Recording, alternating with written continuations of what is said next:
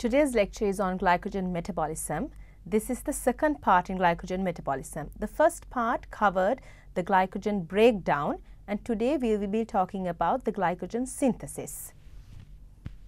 Glycogen synthesis is also known as glycogenesis. It is an energy consuming pathway and it is the process where glycogen is synthesized. Now, we have already covered the first part of the outline in the glycogen breakdown series, and today we will be looking at the glycogen synthesis, the regulation and the genetic diseases involved with glycogen metabolism. So, where does glycogenesis or synthesis take place? It takes place in the cytosol of both the liver and the skeletal muscle, very similar to the breakdown. What is the purpose of glycogen synthesis? So, the purpose is again twofold, just like in our breakdown. Now, here the glycogen that is synthesized is mainly done so to be stored. So, once we are having a meal that is rich in glucose, this glucose will be stored as glycogen, and that is the main purpose of the synthesis of glycogen. It is an anabolic process where you actually form something, and the formation of glycogen starts with UDP glucose.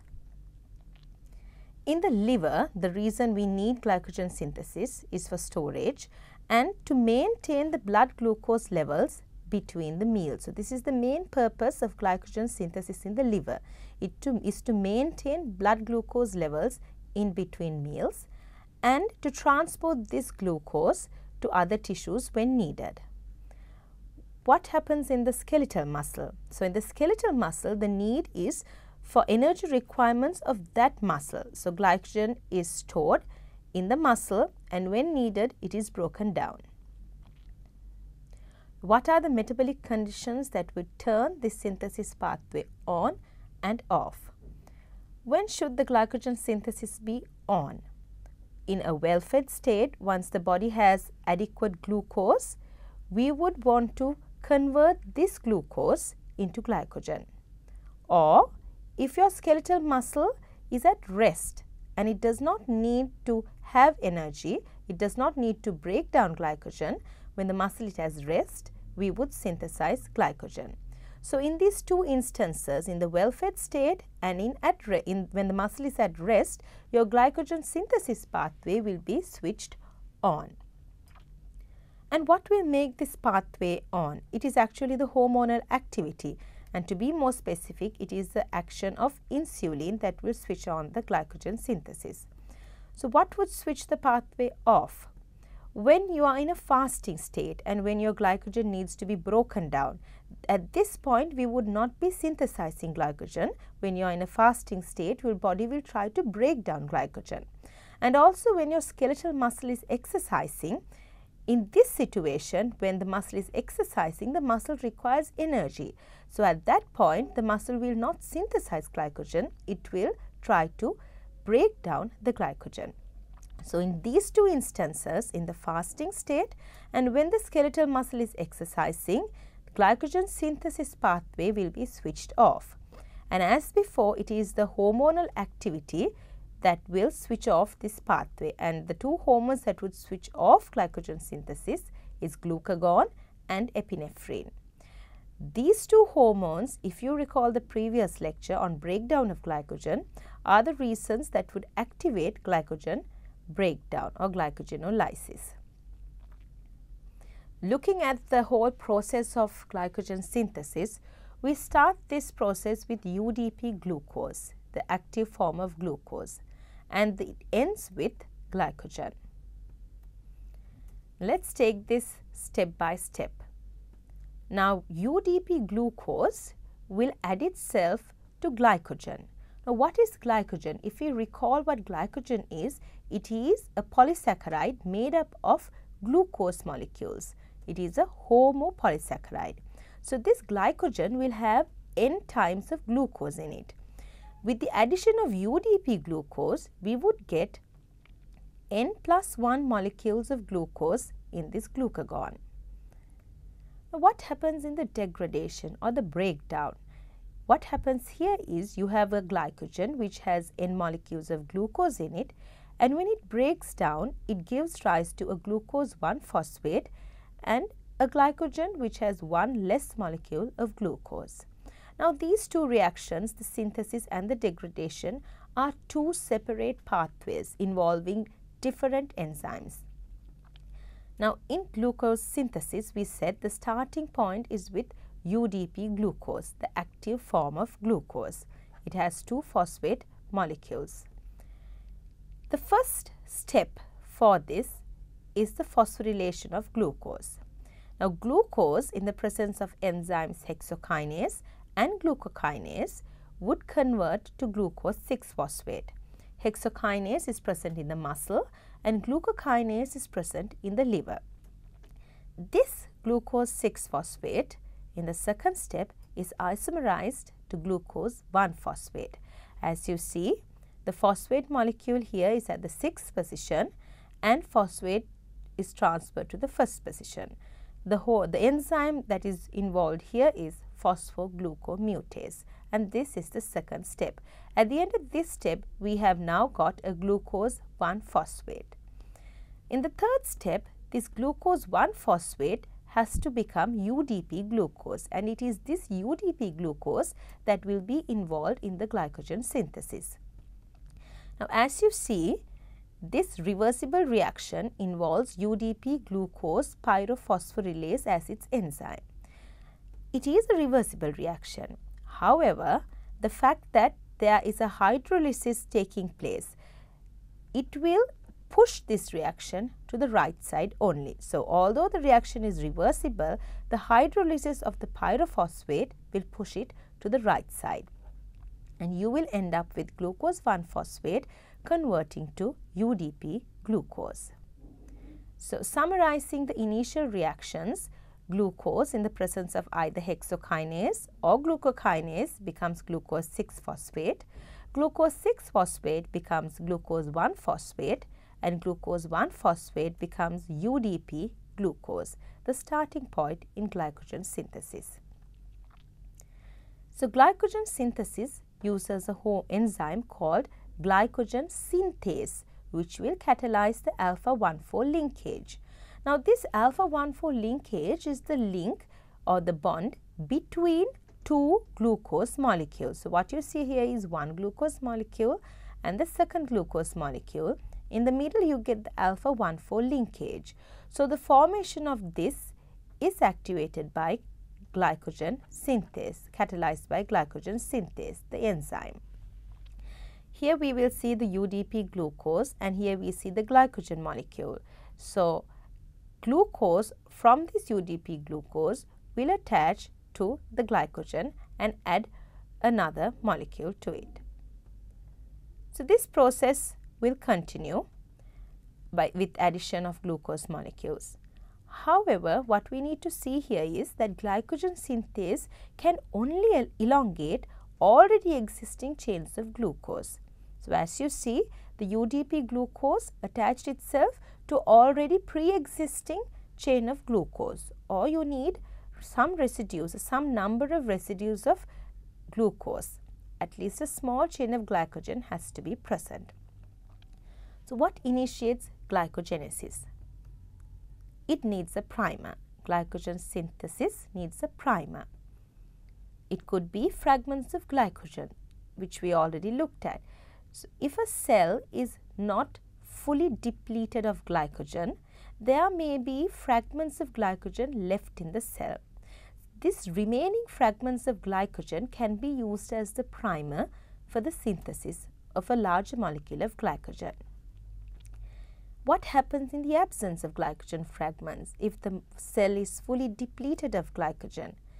Then we can use a protein called glycogenin. This glycogenin can be the starting molecule. It has a tyrosine residue which will accept glucose. It autocatalyzes this reaction and it will automatically attach a glucose to the glycogenin. And this glycogenin will form the core of glycogen. So here it is shown. We will diagrammatically represent this circle to be the glycogenin protein, and in the presence of UDP glucose, it will automatically add a glucose molecule to this tyrosine residue. So, glycogenin is a 37 kilodalton protein that is glucosylated on a specific tyrosine residue. So, this will automatically take place. Further glucose residues can be attached with the enzyme glucose synthase as we discussed earlier. So, once glycogenin activates this process, we have a glucose molecule here, and further additions will take place in the presence of glycogen synthase. So, it is shown here again, glycogenin, self-glucosylating, addition of glucose, second step glycogen synthase continues to add the UDP glucose. So, this is the starting molecule and it will continue to be the core of glycogen. So, once this has started, once glycogenin has initiated the process and glycogen synthase has taken up the process, we would have a chain of glucose being synthesized. Once we have about 11 to 13 residues, now we can start the branching process. So, as we recall, glycogen synthase cannot initiate the synthesis using free glucose. It will either need an existing chain of glucose or it will need glycogenin, and this glycogen synthase will add UDP glucose residues until the chain is about 11 to 13 residues long. At this point, once it is about 11 to 13 residues long, we have another enzyme coming in.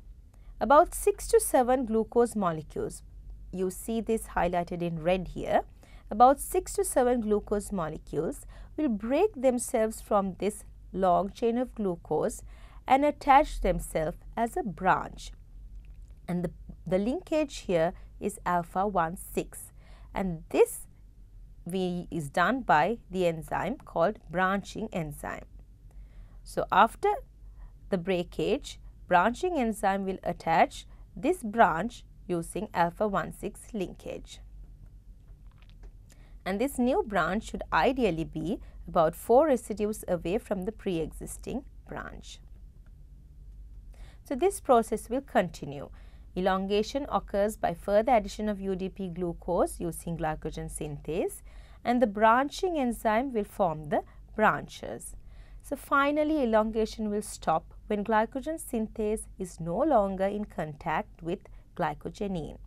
Why do we need this branching? This branching will increase solubility and it will increase the number of non-reducing ends. Looking at the overall process of glycogen synthesis, we see the glucose 6-phosphate becoming glucose 1-phosphate, activating to UDP glucose. In the presence of glycogenin, it initiates the glycogen synthesis process by addition of glucose. Once this happens, glycogen synthase can now take over and continue adding the glucose molecules. Once it has a certain length, we have a breakage taking place, and in the presence of the branching enzyme, the branches start forming. So, this will continue until it is not in touch with the core, with the glycogenin. So, what are the reactants and the products and the enzymes that are involved in this regulatory step? The synthesis of glycogen from UDP glucose catalyzed by the enzyme glycogen synthase. This is the regulatory step. The enzyme is regulated by covalent modification, to be more precise by phosphorylation. So, here when the enzyme is phosphorylated, when glycogen synthase is phosphorylated, it is inactive. Glycogen synthase, which is phosphorylated, is inactive. When dephosphorylation takes place, it becomes active. If you recall, this is the exact opposite of what happens in the breakdown. In the breakdown, glycogen phosphorylase was active when it was phosphorylated. Here in the synthesis, glycogen synthase is inactive when it is phosphorylated. looking at this hormone activity, we recall from the previous lecture that the liver contains the glycogen and epinephrine, and the muscle contains only epinephrine, receptors for only epinephrine. So these hormones will come and bind to the receptors, and the active adenylate cyclase will activate cyclic AMP, which in turn will activate the CMP dependent protein kinase, which in turn will phosphorylate glycogen synthase. So when glycogen synthase is phosphorylated, it becomes inactive. Therefore, glucagon and epinephrine were able to inactivate glycogen synthase, or glucagon and epinephrine were able to switch off the pathway of glycogen synthesis. Glycogen synthesis is inhibited. The hormone insulin stimulates the dephosphorylation of glycogen synthase. So the phosphate molecule that is attached to glycogen synthase is removed, and you get the activated glycogen synthase. Let's discuss this in further. The regulation of glycogen metabolism. So what happens in the muscle? So in the muscle, we have this glycogen which is stored, and when the muscle needs energy, when the muscle is exercising, we have a high amount of adenosine monophosphate, AMP. That means it doesn't have energy. So this AMP will activate glycogen breakdown. It will stimulate the process of glycogen breakdown. So glycogen phosphorylase is activated, and glycogen is broken down to glucose 1-phosphate. When your muscle is in rest and when it has adequate energy, when there is adequate glucose 6-phosphate in the muscle, it will activate glycogen synthase, and it will create or synthesize the glycogen. What happens in the liver? In the liver, when our blood does not have adequate glucose in it, when we are in a fasting state, when there is no glucose, the glycogen is broken down. Glycogen will be broken down and given rise to glucose 1-phosphate. And when we need to convert this, glycogen synthase is activated by glucose 6-phosphate. So this is the same reaction that is taking place, and different factors will either activate or inhibit the enzymes, and the process of glycogen synthesis or breakdown will take place. So remember that glycogen metabolism in the liver regulates the blood glucose levels, and in the muscle the main reason is for energy requirement of that muscle itself. So this chart shows what happens to the two enzymes. When glucose is added, within minutes you see the glycogen synthase enzyme increasing, because since glucose is added, the body now is going to synthesize glycogen. So synthase is increasing, and with the addition of glucose, phosphorylase is inhibited because there is adequate energy or adequate glucose. Therefore, phosphorylase is not needed. We do not need to break down glycogen to give rise to more glucose. Therefore, phosphorylase levels will gradually decline. So let's see what happens in the muscle fibers. Now in the muscle fibers, during activity, when the muscle is active, it will use free glucose, it will use stored glycogen which will give rise to glucose, and it will use glucose which is mobilized from the glycogen in the liver. Now remember that fasting does not deplete muscle glycogen. It is exercise that depletes muscle glycogen. Why is that? It is because muscle glycogen is not responsible to maintain the blood glucose levels. So regardless of how much fasting takes place, muscle glycogen is not depleted. It is exercise that depletes it in hours. In the brain cells or the neurons, what happens? There is no stored glycogen. the brain cells will receive glucose from the liver glycogen.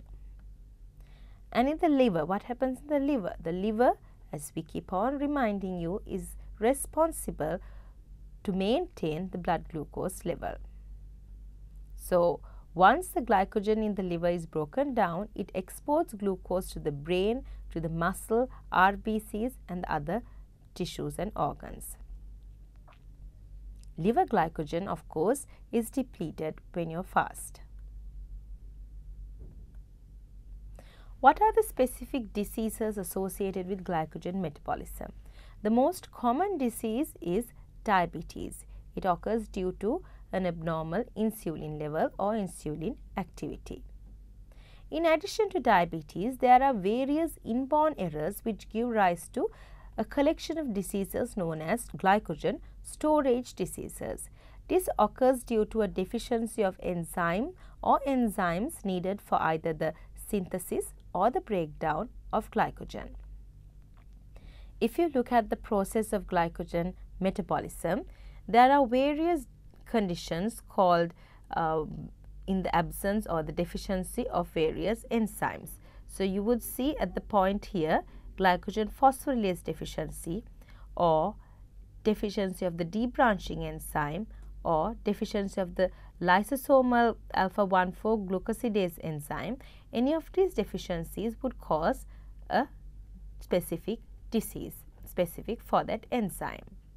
And here we see another one, which is the deficiency of the glucose 6-phosphatase enzyme. So, to summarize these deficiencies, what we would say is, when an enzyme is deficient or defective in the liver, the common symptom is hypoglycemia relating to impaired mobilization of glucose for release to the blood during fasting. When the defect is in the muscle tissue, it gives rise to a weakness in the muscle or difficulty in exercising or inability to exercise because it is not releasing the energy or glycolysis breakdown during exercise is not taking place effectively. In addition to these main symptoms, additional symptoms will also depend on the particular enzyme that is deficient. So, in this table we get a few of these glycogen storage diseases listed out and the corresponding symptom due to the accumulation of glycogen. So, type 1 liver deficiency of glucose 6-phosphatase, von Gerg's disease, gives rise to hypoglycemia when fasting. Type 4 is the deficiency of the branching enzyme, will also give rise to liver dysfunction. Type 5 glycogen storage disease, which is the muscle deficiency of glycogen phosphorylase, will give rise to muscle cramps when exercising because the muscle at this point is not able to release the required glucose. The type 7 muscle deficiency of phosphofructokinase will also give rise to an inability to exercise. Finally, summarizing the two processes, if we look at it in a mind map, we see the well-fed state here and we see the fasting state here. In the well-fed state, there is a high amount of glucose in the blood. So, this high blood glucose will lead to an increased release of insulin and a decreased release of glucagon, and this would increase the protein phosphatase activity, and protein phosphatase activity will lead to dephosphorylation, and at the point of dephosphorylation, glycogen synthase in the dephosphorylated form is active and glycogen phosphorylase in the dephosphorylated form is inactive. So, in a well-fed state, glycogen synthase becomes active and therefore, it increases the synthesis of glycogen from glucose. In the fasting state, we see the opposite taking place. The blood glucose levels are low, which will lead to a low amount of insulin and a high amount of glucagon. So, the insulin to the glucagon ratio will be low. This leads to increased protein kinase activity, and protein kinase activity will lead to phosphorylation. In its phosphorylated form, glycogen synthase is inactive and glycogen phosphorylase is active. And this gives rise to an increased conversion of glycogen to glucose. In other words, a breakdown of glycogen. So, in addition to this, we have other factors that will be inhibiting or activating each of these enzymes. The references in this lecture were as before the Harpers and the Lippincott's. Thank you.